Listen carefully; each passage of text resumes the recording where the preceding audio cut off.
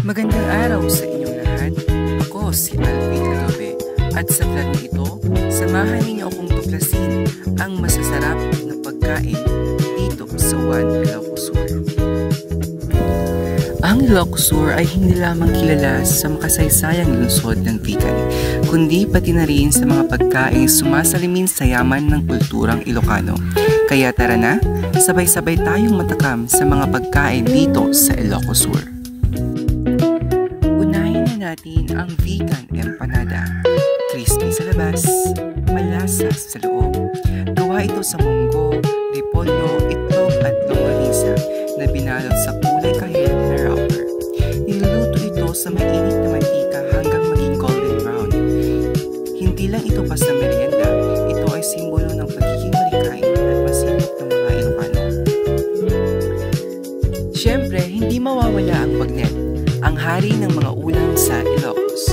Ito ay pinakuluan, pinatuyo, at pinirito hanggang maging sobrang luto. Sa bawat kagat, mararamdaman mo ang kombinasyon ng tradisyon, tiyaga, at sarap. Kaya nga kapag naririnig mo ang bagnet, siguradong maiisip mo agad ang Ilocos Sur. Sunod naman ang vegan longganisa. Maliit pero puno ng lasa. Timplado ito ng suka at bawang, kaya may kakaibang asim at alat na nagpapasarap dito. Sa bawat amoy pa lang habang niluluto, alam mong espesyal na pagkain na ito ng mga Ilocano. At syempre, para sa mga mahilig sa sabaw, narito ang sinanglaw.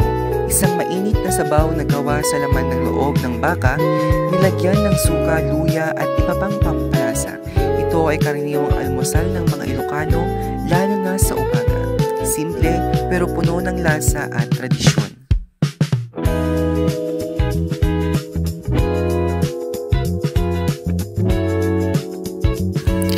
Titunggal pinggan dito Ilocos ket saan laeng ataraon.